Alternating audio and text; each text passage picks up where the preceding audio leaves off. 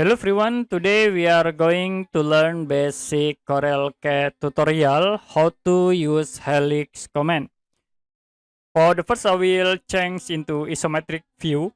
You can click at these buttons to change into an isometric. And after it you can type Helix, press enter. Now we need to specify for axis positions. I will click in it for the axis. And then for the base radius, we set into 2 as example. Press enter again. Now you can specify for star angles. We set into 0 for star angle.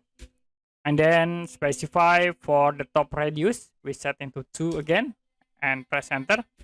Now in here you can set the options. You can use the axis and points, direction, speed, revolutions, or specific height.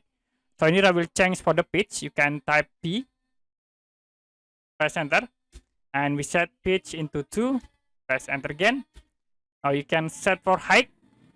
I will set in here height into 20 and you can press enter. So it will be automatically create the helix with height 20 and with pitch 2. Okay, that's it for basic CorelCAD tutorial how to use helix command. And if you have any question about this tutorial, you can comment below this video.